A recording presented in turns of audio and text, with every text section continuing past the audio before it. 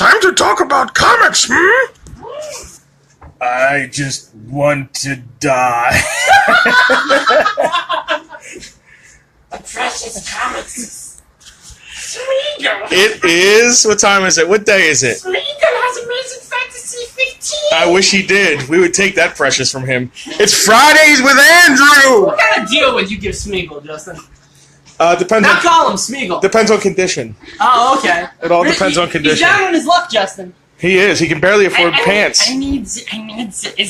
It's just like, it's my grandfather's. Issues. It's my grandfather's. Everything I do sounds like Yoda. Yeah. It is Friday the 13th. Oh, it's a scary day. Why is it Freaky Friday the 13th? Here's why it's Freaky Friday the 13th.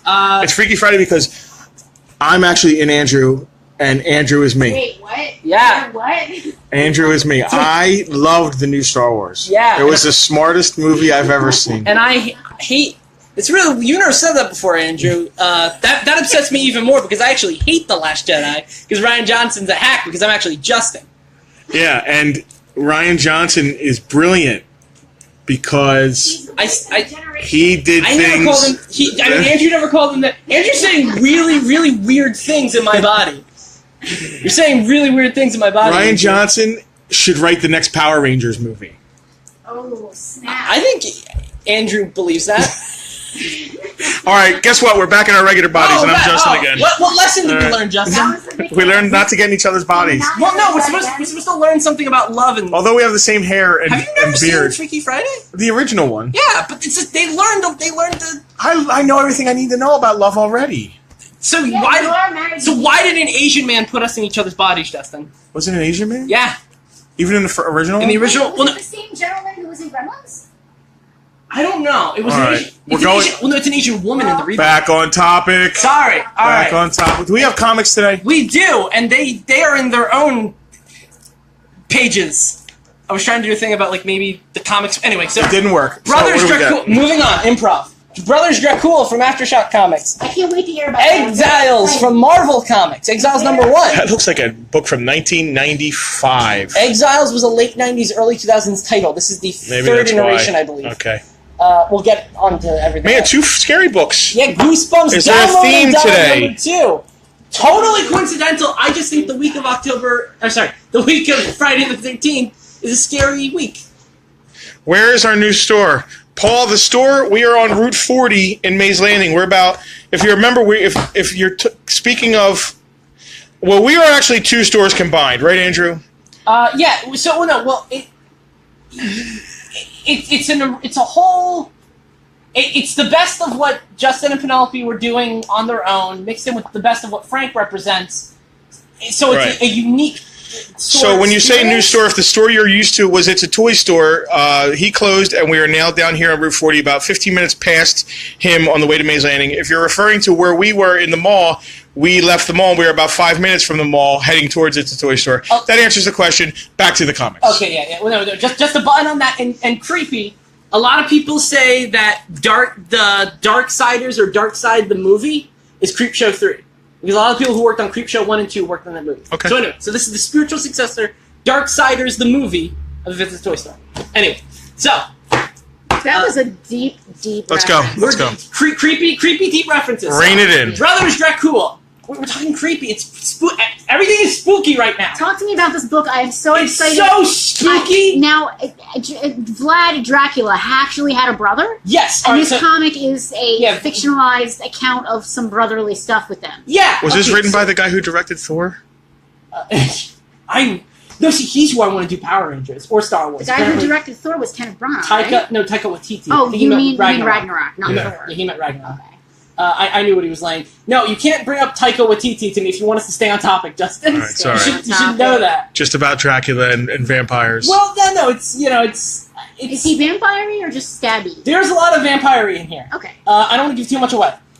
So to recap, Vlad Tepes really had a brother. Apparently, he had 2 brothers. And he's got some... It's just called Two Brothers. It's he's 3 got some- brothers. It's he's 3 got brothers. some, It's just called Three Brothers?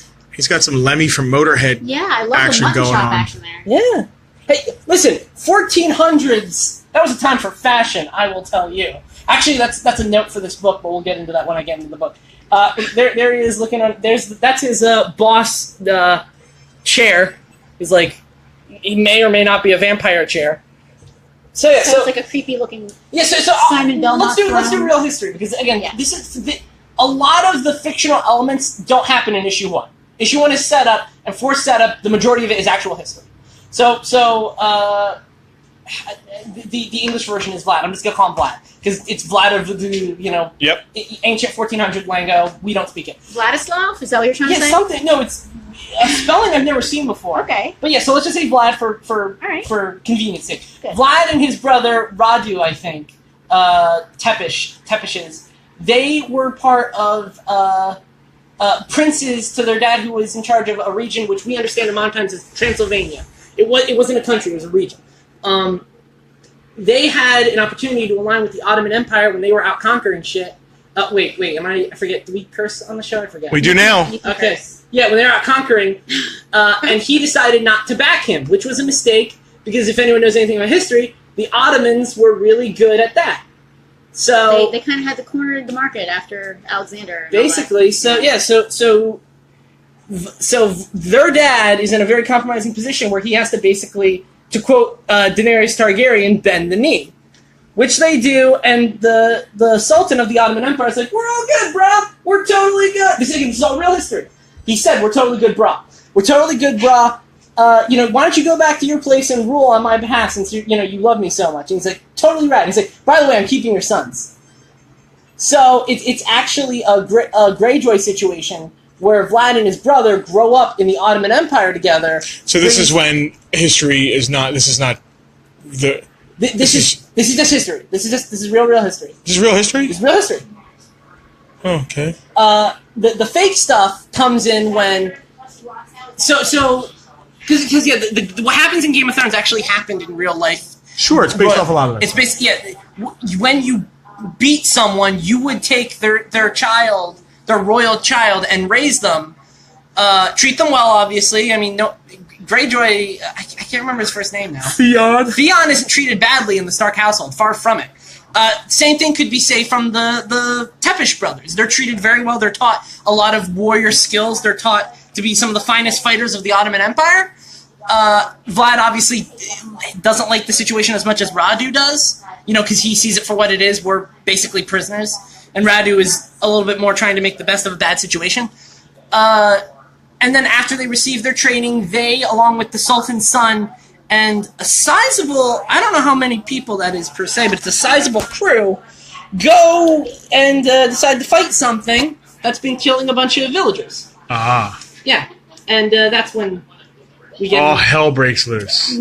That's when things get real. I'm going to show Justin, this is for Justin's eyes only. This is a spoiler page. Wow. Yeah.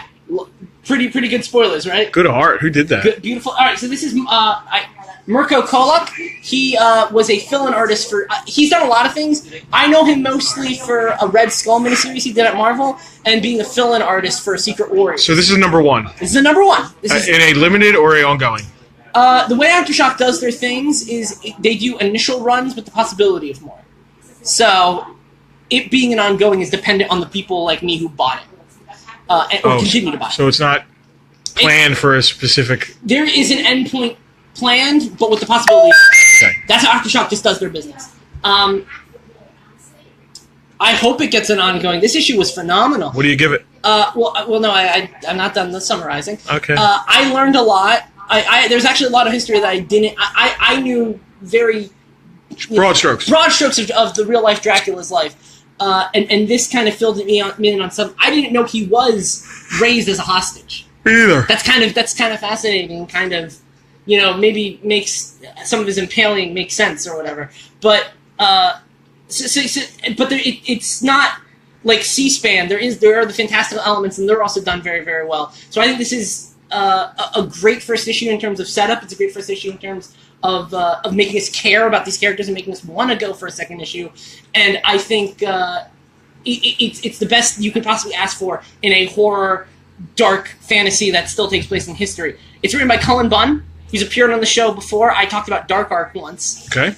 He's the genius behind that. He does genre stuff mixed in with real life stuff really, really well. I mean, never mind. I'm not getting into a theological discussion. But yeah.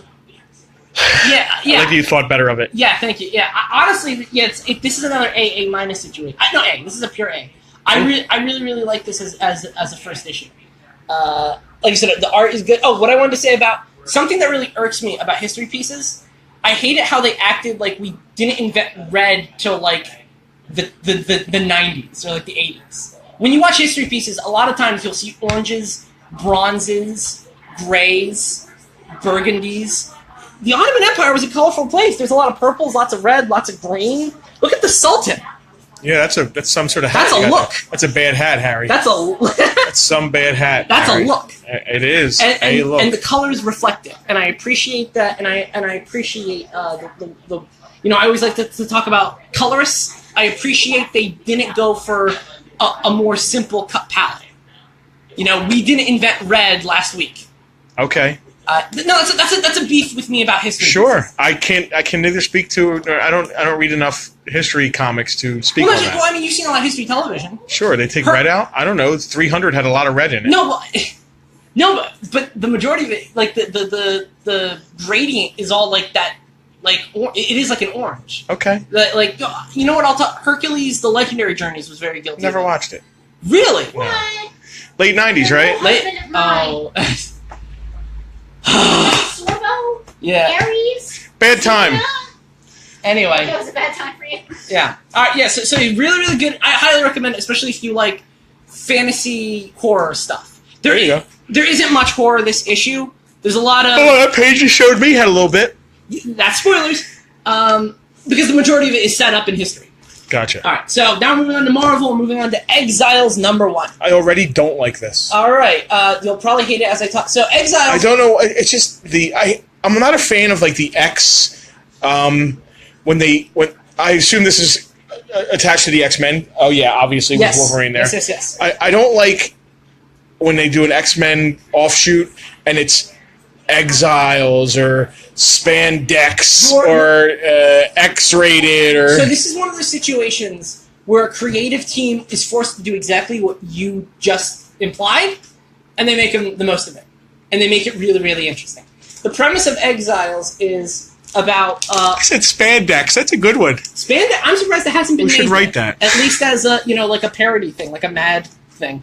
The premise behind Spandex Exiles, #Farpoint Toys. CCC or whatever or CC. No, well, really quick, we're going to talk about what Exiles is in general, and then go on to this specific issue. The Exiles, which has shown up in Marvel Comics in the past, it's about extra-dimensional forces that take several individuals who are about to die from the multiverse and put them on a team to get a multiversal team to travel to other universes. Yeah, this is also. I bet this started in the whole team era when everyone needed to be on a team. The end of the team, like I said, late 90s, early 2000s. All right. This really was like one of the death knells of the 90s. Yeah, I can tell why. No, it had like 120 issues or something. An incredibly long run.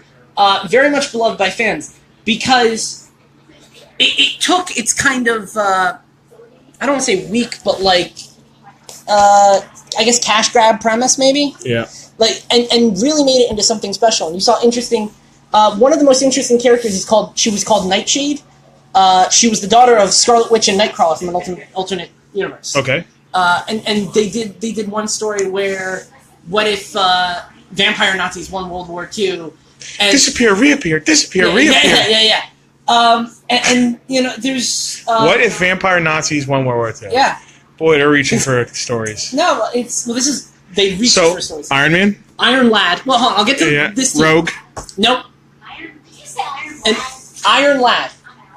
This is So all right. So this version of the storyline, it's a little bit different because unlike the original Exiles, they're not setting right what once went wrong for you Quantum Leap fans. They have a much larger mandate at stake. The multiverse is going to die again. It sounds like for a spooky spoiler reason that I'm not going to get into. And so, an OG Exile and one of the most popular Exiles, Blink, 100% X-Men character. I believe she originated in the Age of Apocalypse timeline, but she's currently living in the main Marvel timeline. She is forced to be a leader of a new Exiles. Was she introduced in issue 182? No, she was not, Justin. So, No. back there on the bar. Just continue, please. I didn't mean to throw you off. I can't come up with a wiki. I can't be witty and talk about continuity at the same time. It just doesn't work. I like this. This is a little like everything Blink has been through, and like a homage of all the various looks she's done. So she is now thrust in. She thought she was done with the multiversal travel crap, and now she has to do it again, but do it also differently. So issue 1 is setting up what is going on with the multiverses disappearing. What is the villain, the Time Eater? I'm going to show Justin another spoiler. Oh, the Time Eater. It's a semi-new character. I'm going to just show. This is a spoiler page. That's the Time Eater. I recognize him. Yeah. Yes. The Time Eater is Ted Cruz. Anyway, from a different series. Yeah, okay. 100%. From a different multiverse, from a different universe. Does he exist in a different universe compared to new. the other one? He's 100% new. So why does he look exactly like? I have a few theories about that, but they are spoilers. Okay. So that Time Eater is basically going around eating multiverses and making them disappear. So Blink and her team, in this issue, only half of the team is assembled. That's Iron. Iron Lad was from Young Avengers. He was Kang the Conqueror's past self, who didn't want to grow up and be a supervillain, so he goes back in time to create a teenage super team. And makes Iron Man's armor? No, Kang gave him Iron Man's armor. Young Avengers is also a really, really good comic. I missed all the talk about. We are the Young Avengers. No, we're not going back. This alternate. Watch the video. Yeah, this alternate. So this alternate version though doesn't go back to be a superhero. He just kind of screws around with his armor. So that's what's different in his universe. This is not Rogue. Say hi to my mom. Hi, Justin's mom. Okay. This is not Rogue, as Justin assumed. Are you familiar with the new Miss Marvel, Kamala Khan? No. Oh, that's her. Very, very popular. Very, very popular character. Okay. Very, very interesting character. She is from a universe where Days of Future Past happens, but not for mutants. It happens for Inhumans. She is an Inhuman. So she is the leader of the Inhuman resistance. So it's an older Miss Marvel, which is really interesting because Miss Marvel's a teenage character. So it's interesting to see a gruff old lady version. That is, he didn't show up yet, but that is cartoon Wolverine from the cartoon universe. Moving on.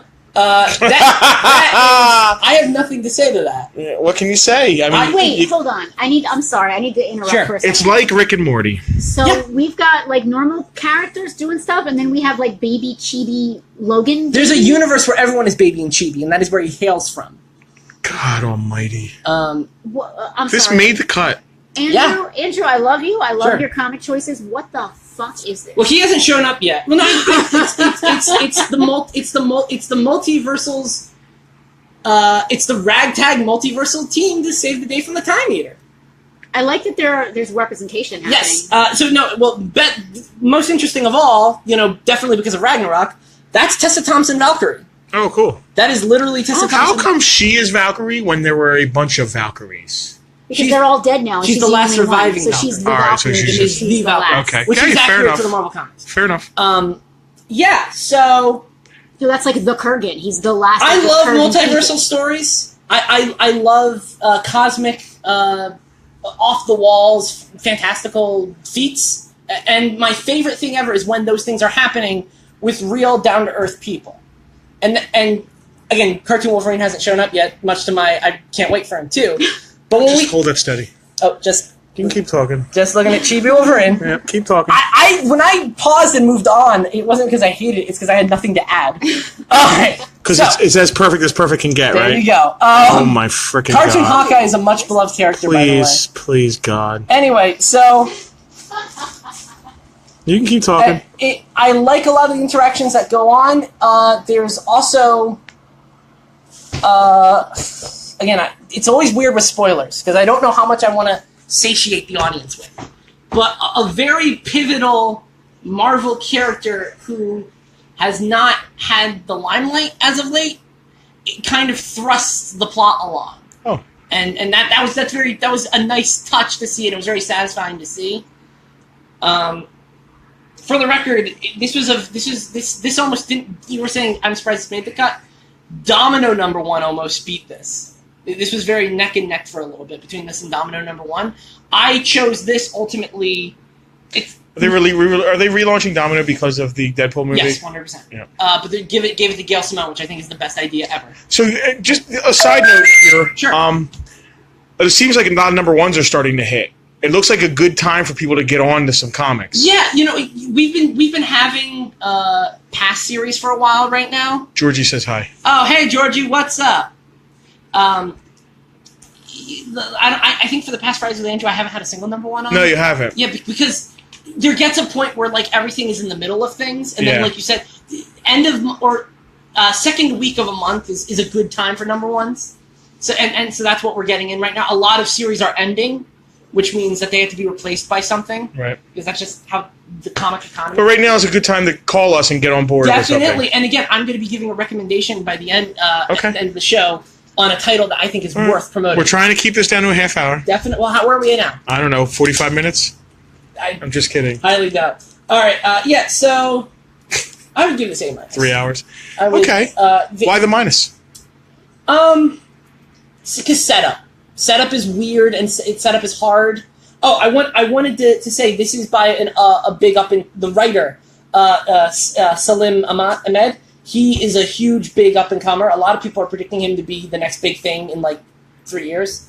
Like that's how fresh he is, but like still like in indicative of his quality. Okay. So he's still got a little ripening to do or whatever. Sure. But ripen up, Salim. Ripen up, but this is still really, really good, and I really, really appreciate it. So why the minus? Like I said, good character moments, great art, funny writing, great subject matter. I would the minus is for setup. Just some of the setup drags. I kind of prefer it when characters are all together by the end of issue 1. Having to wait for our second members of the team in the next issue is kind of a drag. But overall, still really, really good title. All right, so biggest surprise of the week. Goosebumps Download and Die. Readers beware, you're in for a scare.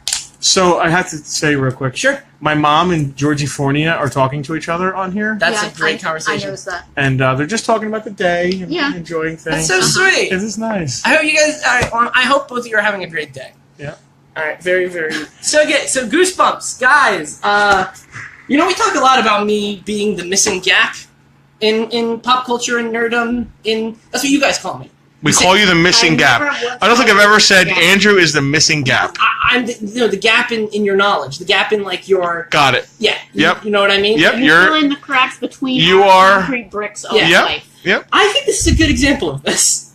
Everything that you talk about on here is a good example. Fine, but you guys know what Ghostbusters is. Do we?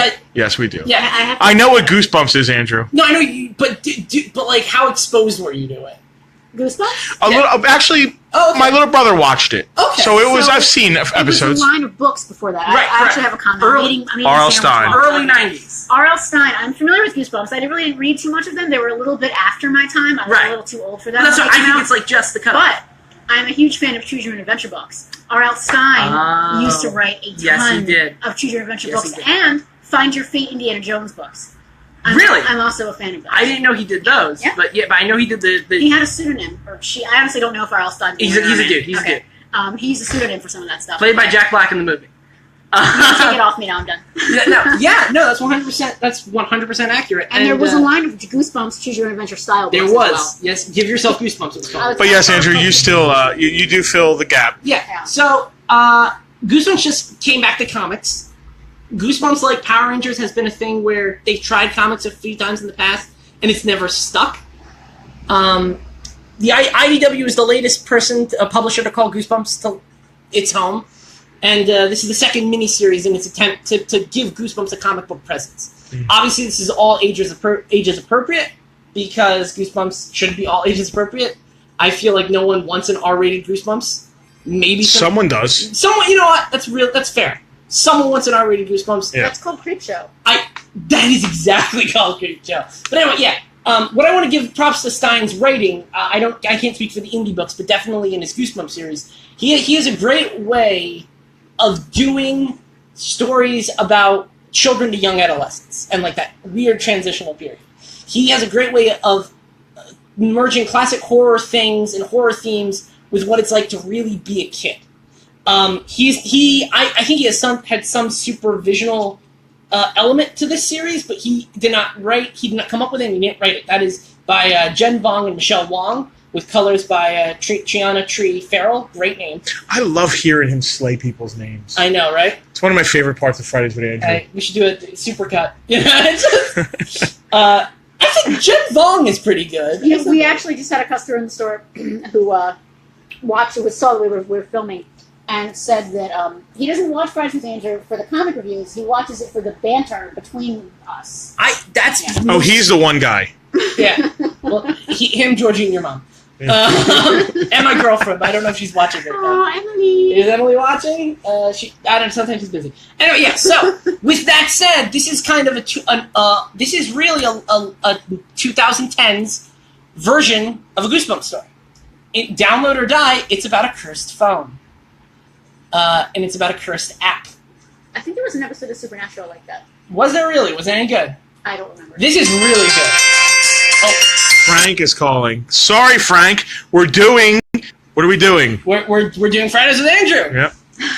Call Penelope's phone, Frank. Why aren't you watching this? We're doing the Garbage Opinions Hour. Anyway. All right. So I guess I should call Frank back. There is a young girl. What is it? It's Mitra. There's a young girl. She her phone is. Oh, he's calling me now. Hilarious. He wants you to Okay. He wants you to bring flyers. Right. No, and we know that. Yeah. Do I need to call Frank? No. Okay. Answer. Go ahead and answer. Okay, yeah. Frank, you're live with Fridays with Andrew. Oh, awesome. What cool books are we reviewing this week? Right now it's Goosebumps. Oh, I love Goosebumps. Okay, I will let you guys go. I didn't realize you were filming. All right. You can call me, Frank. Yeah, if you need... No, I was just going to tell you, don't forget the flyers. Yeah, no, we thought that's what you were doing. We literally said it on air. But we wanted to put you on the spot. Oh, okay, awesome. Are you reviewing any classic books this week? Or if there was a rumor you're going to start going over some older titles. We might talk about a trade paperback at the end of the show. Stay tuned, viewers. Stay tuned, viewers. Awesome. I can't wait to do this. I don't know how classic it is, but we'll see. All right. Sign off, Frank. All right, man. He can stay on the phone if he wants. Wait, do you want to stay on the phone as a call-in guest? No, right now I'm watching Magneto take out the guys in the bar. Beautiful scene. That's Schneider. An awesome scene. Schneider. There is an X-Men comic in this week. Oh, Yeah, Baby Wolverine's in it. Great. Hey, what are you guys doing tonight? I'm picking up Sky. Why? What's going on? I don't know. Just call me when you're done with your show. Sure. All right. Okay. All right. Bye, Frank. Make sure you tell everybody I said that. They can hear you. You're on speaker. Oh yeah, they can. All right, goodbye.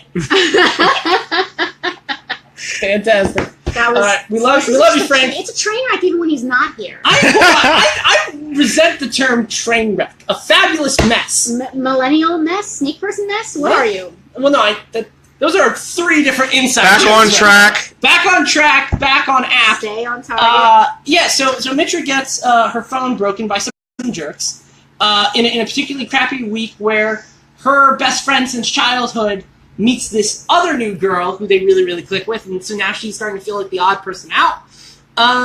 And all the while she has her crush, and she's not quite sure how to do about that as well. So, and her brother is a sanctimonious know-it-all jerk. So lot of stuff going on with Mitra right now, and the phone was the kind of the icer on her bad week.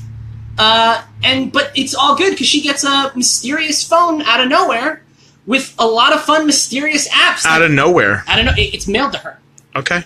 And it's very interesting because she has things like she uses a filter to change a color, and her cat is pink now, or she has a filter that apparently. Oh, in real life. In real life. IRL. The IRL. The phone affects things IRL. It's like the remote control. You remember that? Yeah, what was it called? I forget. Click. Click. Like the Adam Sandler version or the original short story it's based on? I think there was also I think there was like a skit in one of those. Amazing Fantasy. I think there's an Amazing Fantasy episode. Yeah, one of those. No, Amazing Stories. Yeah, I knew what you meant. Yeah. Yeah, you did. The audience might have not. But yeah, so one thing that constantly comes up is I do like stylized artwork. This, like that all ages stylized, friendly, cartoony style. This is very much one of those. I think it's pretty nice. I think it's an accessible all ages style, and I think it fits in with the Goosebumps lore. Speaking of Goosebumps lore, there's a lot of references that deep cut references that Goosebumps fans will enjoy. To the point where I kind of know 75% of what's happening in the story because I know past stuff from Goosebumps, but there's still mystery for me.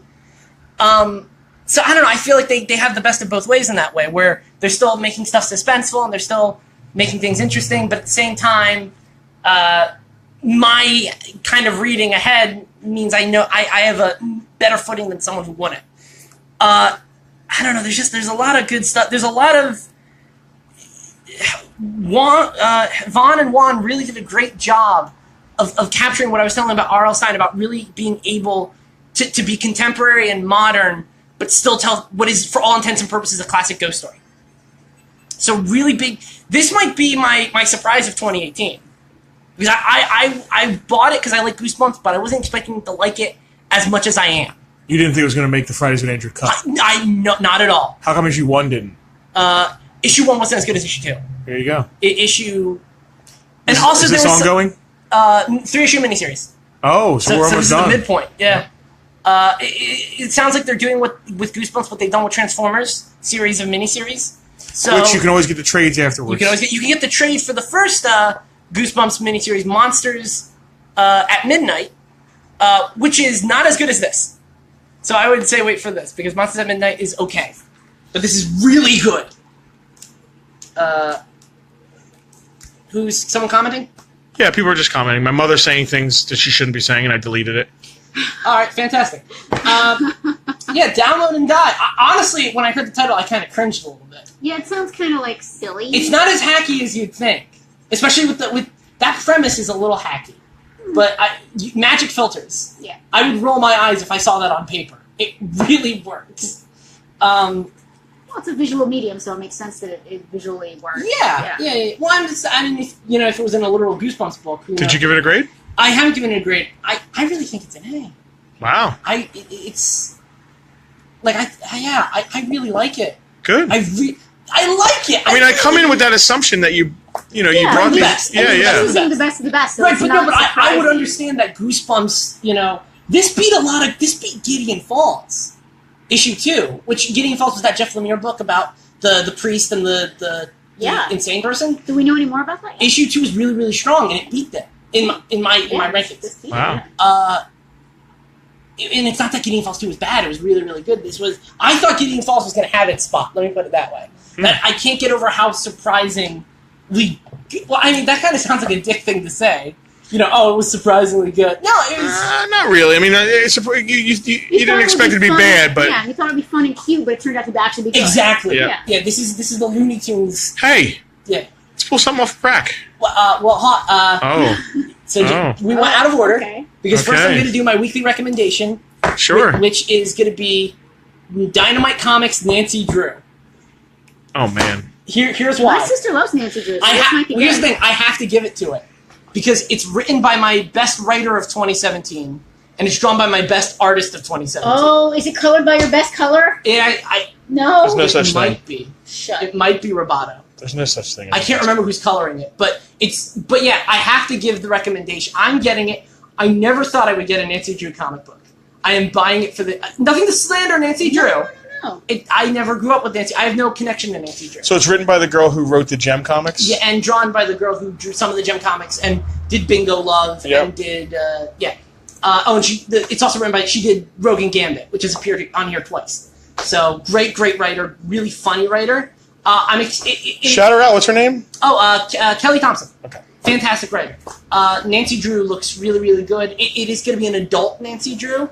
So I was just saying about R-rated Goosebumps. I don't think it's R-rated, but it is going to be a mature theme. Because I would read an R-rated Nancy Drew. Well, I'll tell you about. All about You heard that about one. her and them Hardy I am Boys. suspicious. Are they the Tom Hardy Boys? Well, just gonna let that lie. But He can lie. the fun thing is really quick. This is just like Dynamite Comics has been doing Nancy Drew Hardy Boys crossovers. So I'm curious if this is standalone or exists in that pre-established Dynamite universe. I wonder as well. Well, we will see. Well, Because I will read. it's a mystery. Who that Nancy Drew will solve. But yeah, so as Justin said, let's take a walk. Let's take a walk. Let's take a walk. Careful, you know you lose. Yeah, I know. sometimes. Well, last time the segment worked fine. Let's take a walk. Okay, and we're looking at the store. Great toys. Toyland. Andrew's dancing around and it's on us. He's posing and dancing. And you're not even. And we got a really nice rack of comics. We got a really, really nice rack. We do have a nice rack. There's a lot of good stuff here, Justin. It's very bright here. A lot of We keep adding every day. We also have a nice rack of bundles. Well, nice rack of bundles, but I don't think I'm going to talk about a bundle. Bundle fly? I came here prepared to talk about something else, but I am looking at the bundle, so I might talk about a bundle. Squeaks like a comic store. Squeaks like a comic store. Wait, you know what? Let's talk about a trade. Let's talk about Spooky. Okay. So, I was a little bit nervous. I don't know what our stance is on talking about tie-in trades. There's no stance. Well, because here's the thing. Well, no, but so this is Blackest Night, the Black Lantern Corps. This is a collection of some of the tie-ins of. I think it still has maintained my favorite event in comic history, Blackest Night. Wow. I really, really like Blackest Night to this day. A lot of people say it's a weak ending. I can see why they feel that way. I disagree. And I think that there's a lot of good... They're filming a live thing over there. That's fine. A lot of good, interesting stuff here. So the issues that... I'm just double-checking. It has Blackest Night Flash, Blackest Night Wonder Woman, Blackest Night JSA. So the tertiary, the side stuff. It might have one-shots, though, and that's why... Yeah, no, okay, it's all the miniseries. Yeah, the tertiary... Oh, and some Blackest Night character designs. Cool. So, yeah, so that's just... And this is a hardcover. This is a hardcover. So, yeah, this is prestige. Yeah, great form-fitting thing. So, yeah, so like Justin said, this is factoring in what Wonder Woman, Flash, and the Justice Society were doing during the Blackest Night event. And if you read the Blackest Night event, those other two don't matter as much. But the Flash mini is kind of very important for the larger Blackest Night ecosystem. Flash is an important miniseries because Flash is an important character in the storyline. Arguably more important than Wonder Woman is, even though she also has her moments. But what I love about Blackest Night is the main thing, though, was it was about coming to terms with death, overcoming death, and overcoming loss. And all of the tie-ins covered those larger themes. And so I really thought it was interesting the way how Diana, Wonder Woman, approaches those issues. How Flash approaches those issues. Justice Society was pretty weak, actually. But there's a nice moment with Jesse Quick. But overall, Flash and Wonder Woman are the stars of this trade. The Flash series in particular has some really, really strong stuff. If you're a Flash fan, you know one of the most important elements to Flash, like Batman, is Flash's rogues, his villains. There's some really, really good stuff in here about how the rogues approach death and how the rogues approach life and how they might feel about some of their numbers who are no longer with them. Really, really heartfelt stuff, but also really, really sort of comic-y stuff. I don't know. I think those two stories in particular, JC's alright, are really, really worth the read and really, really priced of the super cheap admission, which is $15.99 here at Farpoint Toys and Collectibles. For a hardcover. But before you read this, you should read the actual Blackest Night. Yeah, I would even recommend reading this in between. As a companion. Yeah. Because it was released as a companion, if you think about These issues came out around 5 and 6. Right. When you're reading the Blackest Night hardcover or softcover, as you read them, when you get to the 5 and 6 mark, I think you can read these and then get back to Blackest Night, and it does, yeah. If you're talking about, that's kind of like that Star Wars, the machete, whatever. The machete cut? Yeah, that's kind of like the machete read. I think it does something. But honestly, some of the stuff it talks about is very... You're absolutely right. This is why it's weird talking about tie-ins, but I want to because there's a lot of good tie-ins on this shelf. Right. One day we should talk about specifically Blackest Night itself for people who've never read it. But I don't think we have it in stock. Is the thing. Well, we will again. We would keep restocking. It's one of those books. Yeah. Like Infinite Crisis or Crisis on Infinite Earths, and that which I'm sure I'll get to. Yeah, we just have to. It's one of those books that always. It's just one of those storylines that always sells, and you have to always could get it. Yeah, should. Long Halloween. Just one of those. This is really they do a thing that kind of irks some people. Jeff Johns introduces a character just to kill them off, Sandblast, but Sandblast is kind of an extra skeezy bad guy. And he was very abrasive. Sandblast. He only has one appearance, but it's. In a minute, I'll tell you why that was. Sand. It's coarse and rough and irritating, and it gets everywhere. I'll tell you in a minute why that joke is kind of inappropriate. Blackest. I haven't really been grading the trades. I've just been saying they're good reads. That's fine. You don't have to grade them. Yeah. So, but this but is. If you feel like you want to. I haven't before, so I think it'd be rude the Black Lantern Corps that I didn't grade Captain America don't No grade Surrender. them. Just talking about this. Good read. The fact that it compels you to talk about it should say that it's pretty decent. There you go. Yeah. Like I said, there's a lot of good stuff on this shelf. A lot of stuff I'm going to get to on this shelf. No Surrender, or sorry, wait, is it still back here? Oh, No Escape. Captain America, No Escape, and Blackest Night, Black Lantern Corps are two really good places to start. If you're a Green Lantern fan, if you're a Captain America fan, or no, if you're a Flash, Wonder Woman, Justice Society, or a Green Lantern fan, recommend it for you. Oh man, you know what? So this is an Andrew recommendation? This is an Andrew recommendation. Oh, we're going to do a little Andrew recommendation shelf. Put these together. Okay. We're going to do like Andrew recommended right here. Yeah. And we'll have them together. First two. Look at that. Yep. Yeah, no, I very, very good reads. This is a very good read after Civil War. Let me add that again. If you come the movie, I mean. Yeah. After watching Civil War and Winter Soldier, this is a good read. All right. All right, so Andrew. That's Fridays with Andrew. A recommendation, an off the rack, and some books. Three sweet books. My man. How was your spooky body switching Freaky Friday? Woo. He is Justin again. Spooky zombies. Be Justin again. Yeah, I think all this stuff is crap, and I don't know why we're talking about it. It's not. That doesn't sound like Justin. You said some things that didn't. Well, no, wait. I mean, Andrew, when you were in my body, you said something. Wait. I'm so confused. All right. Definitely don't sound like Justin now. Yeah. Justin's never confused. Yeah, no, he totally... He always knows what he's doing. He keeps track of all the body switching.